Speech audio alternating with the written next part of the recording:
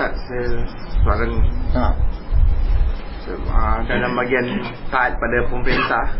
Pergi saya Singapura, pemerintah kufar. Bagaimana taatnya, bagaimana tu taatnya? Taatnya. Singapura negeri kafir, demikian ya. Pemerintahnya kafir, masyarakatnya mayoritas kufar. Yang pertama wajib hijrah ke negeri jiran, Malaysia atau Indonesia, ahlan wa sahlan. Hijrah. Itu yang pertama. Ya, wajib hijrah. Jika mampu, usahakan berusaha. Kalau sudah hijrah nggak ada pertanyaan ini, nggak ada soal ini, selesai sudah. Ada recording sama. Mau kasih iwat ikhwan di sana. Iya. Ala kulli hal, barakallahu fikum, dalam peraturan atau perundang-undangan, ya, hukum yang sifatnya itu muamalah bainan nas, interaksi antar manusia seperti traffic light, lalu lintas, misalnya ya. Di sana ada aturan-aturan yang demi keselamatan bersama. Maka ya kita harus taati yang seperti itu. Nah, antum kiaskan beberapa bentuk hukum yang lainnya, ketentuan-ketentuan yang lainnya. Namun dalam hal-hal yang mengandung makna maksiat, mengandung makna melanggar, bertentangan dengan syariat Allah, tidak boleh kita mentaatinya. Nah, tidak boleh atau tidak dibenarkan kita mentaati mereka. Nah, barakallahu fikum. Walaupun itu terkait dengan hubungan kemasyarakatan. Ya.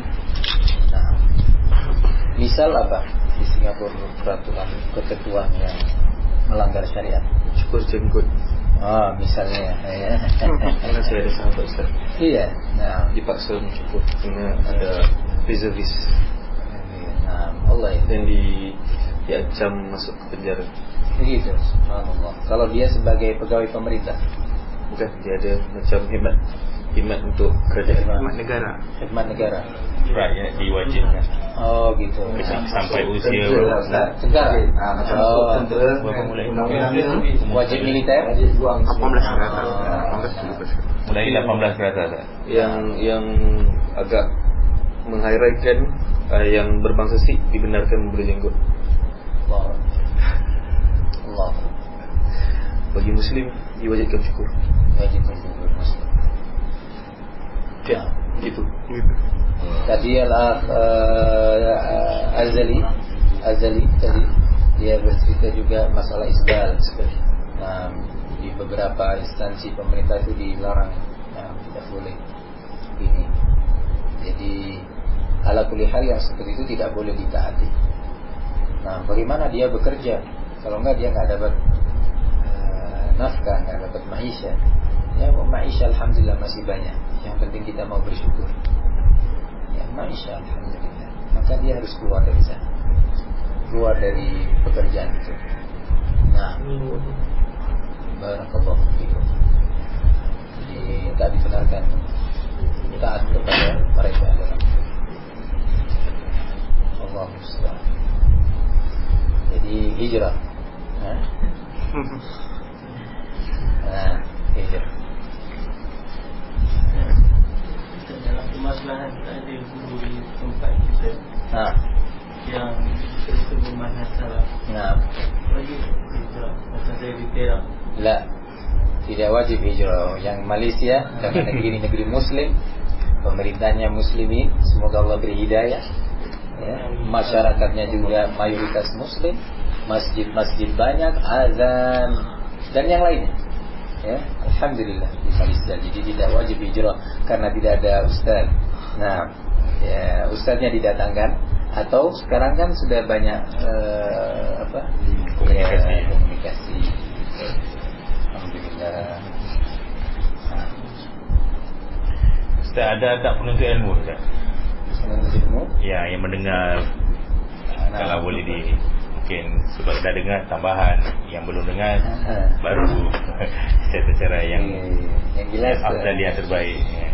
Ada talibul ilmi banyak sekali tentunya yang penting untuk diketahui. adab ketika berada di majelis ilmu. Nah, majelis yang dicintai oleh Allah, majelis yang para malaikat berdoa untuk yang hadir, ya. Bahkan sampai hewan, binatang ikut berdoa, beristighfar, memintakan ampun untuk kita yang hadir di majelis ilmu, majelis yang mulia. Maka di antara adabnya banyak tentunya. Para ulama telah menulis karya-karya ilmiah terkait dengan adab talibul ilmi, adab seorang pelajar ilmu agama, yang setidaknya berwudu, dalam kondisi berwudu, karena yang akan dia dengar adalah ayat Al-Quran, hadis Rasul, ya, Sallallahu Alaihi Wasallam. Nah, kemudian yang kedua, berusaha mendengarkan dengan baik. Ya banyak sebenarnya, tapi yang lihat Evan masih perlu untuk lebih banyak lagi, insyaallah. Nah, ayat. Ada Abu Bakri. Sahal sahih, cuma nak pastikan dia, apakah benar seorang penuntut ilmu itu, tolabul ilmi itu melintasi satu di perkuburan, sebentar terangkat dari kubur saya lah, melintasi di kawasan perkuburan, terhenti sebentar sesa kubur kerana tolabul ilmi. Kalau itu akhbar ghaibi, itu ana belum tahu ada hadis sahih marfu' ila Nabi sallallahu alaihi wasallam. Ana tidak tahu, bukan ana menafikan, tetapi keterbatasan ilmu yang ada, belum pernah mendengar hadis.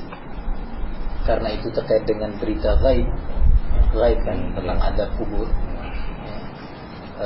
maka harus ada dalil, imma Quran, imma sunnah, Quran atau hadis. Kalau tidak ada, maka ada mimma la yuqalu bil ra'yi wal ijtihad, yang tidak dibenarkan untuk dikatakan dengan ra'yu atau ijtihad. Nah, kan tidak boleh qiyas juga. Bagaimana tadi kita pelajari dari usul sunnah dari Imam Ahmad. Nah, walaysa fis sunnati qiyas. Ini termasuk maknanya. Tapi wallahu alam, mungkin ada yang tahu hadis, karena betul perlu tahu. Oh iya, nah, Fikri. Cara-cara nak belajar bahasa Arab. Nah, belajar bahasa Arab yang terbaik pergi ke negeri Arab. Di sana baik. Nah, itu yang terbaik. Pergi ke Yaman, Saudi misalkan, ya. Itu yang terbaik, karena bahasa itu perlu diterapkan, dipraktekkan, ya, diamalkan, demikian. Belajar kaidah-kaidah tetapi dia dipraktekkan, dia tak bisa. Itu dari sisi muhadatsah. Butuh kita perlu bersama mereka, perlu duduk bersama mereka.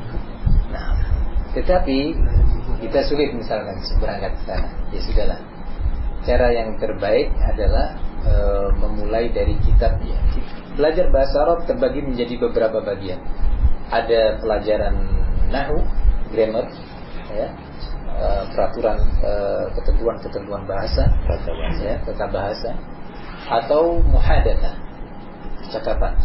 Nah, ya, untuk nahwu butuh secara tadrij, bertingkat dari awal, dari kitab yang paling sederhana, ya, misalkan itu Al-Ajurumiyah, ya, kemudian At-Tuhfah, kemudian Mutammimah, Qawaqid luas. Nah, jadi Mutammimah, kemudian Qatrun Nada, baru Qawaqid, ya, barakallahu fikum. Jadi demikian bitadarruj. Nah, mungkin ada bentuk kitab-kitab lain, labas, tapi intinya tadarruj. Kemudian kalau belajar muhadatsah, ya, ada beberapa kitab tentunya, tetapi yang lebih penting adalah kemauan dia untuk beramal dengan apa yang dia pelajari. Untuk praktek ya, paham ya? Menerapkan, ya, mengamalkan apa yang dia pelajari, lisannya dibenahi, ya. Kalau salah diulang lagi. Nah, tanpa dia malu, terus demikian, ya. Barakallahu fikum.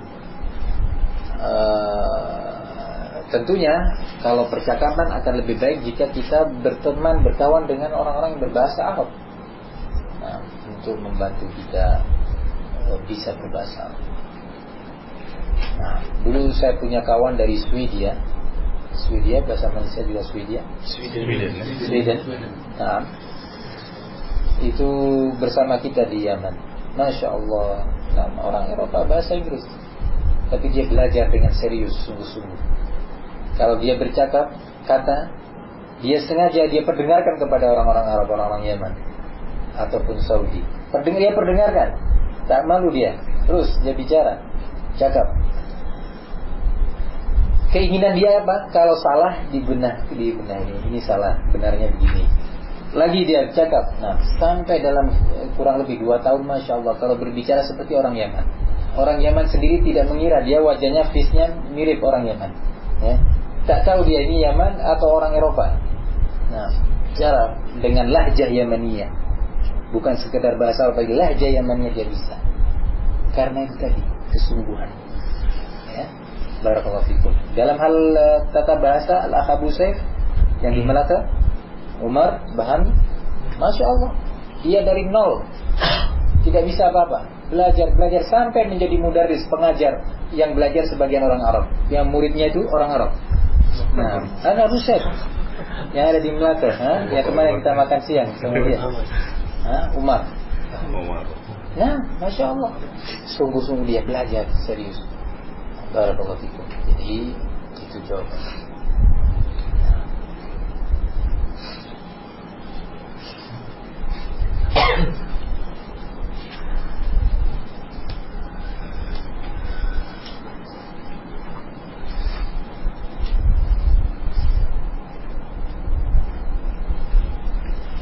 Siapa nak tanya-tanya?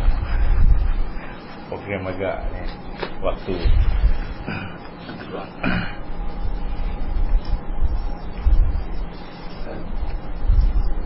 Saya tadi biasa. Dengan kita tidak berfikir. Buat ciri-ciri Fitnatul hizbiyah di masa kita ini, pertama harus dengan talabul ilmi. Banyak orang yang jatuh pada hizbiyah karena dia tidak sungguh-sungguh dalam talabul ilmi. Yang kedua, memilih teman di dalam berkawan, teman yang berakidah baik.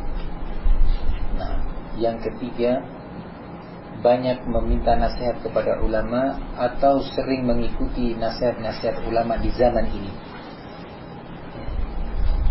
karena mereka lebih tahu dari kita, lebih paham tentang agama. Syekhuna Rabi, hafizahullah, Syekh Rabi, nah, baru sebulan yang lalu atau kurang, kita berkunjung ke rumah. Di rumah itu ada ikhwan dari Yaman, ada ikhwan dari Saudi, ada ikhwan dari Libya, ada ikhwan dari Belanda, ada ikhwan dari Maghrib Arabi, Maroko. Nah, beragam. Subhanallah, Syekh Rabi itu ketika berbincang dengan ikhwan dari Libya, ikhwan di Libya, bagaimana si fulan, ya, ingat nama-namanya para dai. Bagaimana problem yang itu, bagaimana problem ini? Jawab gini, Syekh memberi nasihat. Ketemu kita orang Indonesia, bagaimana fulan, Ustaz fulan, bagaimana problem ini, problem itu. Malah umur 83 tahun. Ya. Barakallahu fiik. Yaman, tanya tentang kondisi Yaman, gimana ini, si fulan, tahu nama-namanya. Kita aja nama anak sudah lupa sebagiannya, ya. Nah, barakallahu fiikum. Syekh demikian. Berbagai masail mereka itu sudah berpuluh-puluh tahun mereka mengajarkan tauhid was sunnah wal manhaj wal fiqh dan yang lain. Nah, maka dari itu Allah Subhanahu wa taala menyatakan wa idza ja'ahum amrun minal amni aw al khauf aza'u bih walau radduhu ila rasul wa ila ulil amri minhum la'alimahu alladhina yastanbitunahu minhum walau la fadlullahi 'alaikum wa rahmatuhu lattaba'tumus syaitana illa qalila. Ayat ini mengingatkan kita yang hidup di zaman ini, termasuk kalau datang sebuah problem besar terkait dengan umat ini, termasuk problem hizbiyah, ya, termasuk problem hizbiyah, hendaknya dikembalikan kepada ulama, kata Allah. Kalau tidak, maka nanti syaitan yang akan mengambil alih permasalahan, kembalikan kepada ulama, segera bertanya. Nah, maka nasihat para ulama kepada kita untuk satu, menuntut ilmu. Yang kedua, barakallahu fikum, menjauhi hizbiyin, ahlul bid'ah. Jangan bermajlis dengan mereka, jangan berdebat dengan mereka. Bagaimana nasihat Imam Ahmad yang kita pelajari? Nah, kata Imam Ahmad, Al-Imam Ahmad rahimahullah menasihatkan, jangan berdebat dengan ahlul bid'ah. Anusat dalam rangka berdakwah. Dakwah bukan dengan cara berdebat. Antum kasih dia buku, antum kasih dia CD dengan baik, dengan hikmah, assalamualaikum, sambil berdoa, ya Allah kasih hidayah dia, ya Allah kasih dia hidayah. Barakallahu fiik.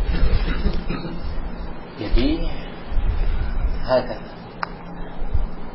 Dan banyak orang jatuh pada hizbiyah, terusus para dai, para ustaz, disebabkan karena dunia, bukan karena syubhat, karena dunia.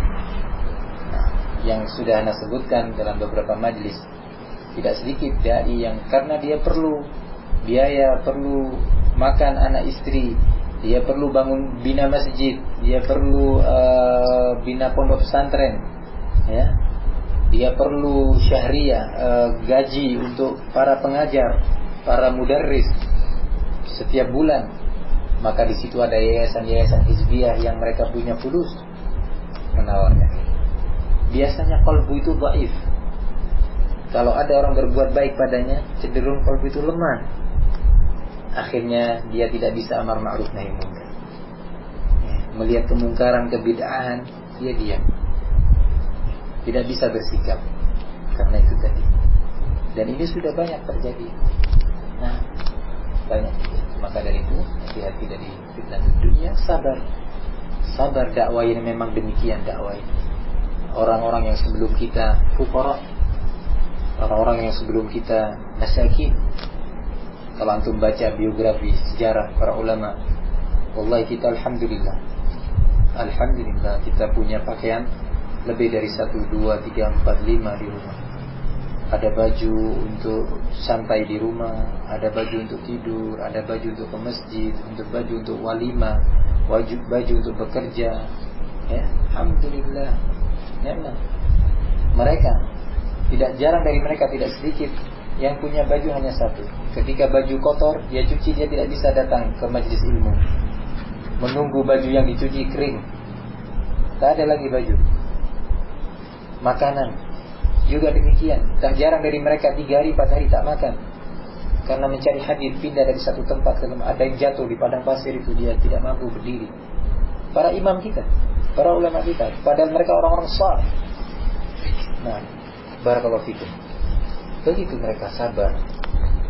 Wallahi kita alhamdulillah, alhamdulillah. Nikmat makanan, masya Allah, di rumah berbagai macam makan. Ya, nasi, roti, keju, ya, buah-buah, alhamdulillah. Orang yang paling miskin di kita ini sekarang, paling miskin adalah orang terkaya di kalangan muhaddits itu. Kita yang paling miskin sekarang. Itu orang terkaya. Nah, barakallahu fikum. Seorang muhaddits, diriwayatkan dari Al-Imam Syafi'i rahimahullah. Dia tak punya uang untuk beli kertas, tak punya uang untuk beli kertas mencatat hadis. Hanya ada uang, ya, entah kalau uang ringgit berapa nilainya, sedikit, cukup untuk beli roti. Mungkin 1-2 ringgit dalam bentuk uang logam. Di suatu hari dia bingung, apa saya gunakan uang ini untuk beli kertas supaya saya bisa mencatat ilmu, atau saya belikan roti karena saya lapar. Dia pikir sambil membaca hadis, kemudian uang itu dia taruh di sini. Tak terasa tertelan uang itu. Tak ada kertas, tak ada roti. Banyak kisah seperti ini di kalangan ulama. Masya Allah. Kita alhamdulillah kertas berlebihan ya. Sampai tadi ketika air tumpah di surau, di Gelang Patah, ada air tumpah lagi. Kena sejadah. Nah, tak ada tisu, ya. teman kita ada yang membeli kertas, nah dirobek buat Masya Allah gitu. Nah, kalau kertas mereka penuh dengan ilmu, dengan hadis, dengan tafsir, dengan ini, kertas kita banyak yang kosong masih putih. Nah, barakallahu fikum. Jadi, ikhwani, memang mereka adalah generasi yang mulia, tapi kita diperintah oleh Allah untuk meniru dan meneladani orang-orang saleh. Maka nak katakan tentunya nasihat ini untuk anak pertama, pribadi anak, dan kemudian untuk antum semuanya, sabiru, sabar, as-sabar. Hakata ya sabri. Teman-teman kita yang di Jamiah Islamiyah dan misalnya, Masya Allah, dulu dia tahu manhaj. Sampai di sana ada pembagian kitab gratis. Barang siapa yang punya kitab banyak untuk dipulangkan ke Indonesia, itu biayanya mahal, ya. Maka di situ ada yayasan semacam Ihya Turab dan yang lainnya menyiapkan biaya untuk kapal atau pesawatnya ini. Nah, kemudian ketika lulus, mereka Ihya Turab menyiapkan amplop untuk para pelajar. Kemudian didaftar siapa yang ingin menjadi dai Ihya Turab, dalam sebulan dia mendapatkan sekian dolar Amerika. Nah, banyak teman-teman yang nggak sadar. Dia pikir kalau pulang saya mau bekerja apa, berniaga sulit, ini sulit, gimana? Nah, akhirnya kita bergabung dengan Khawarij,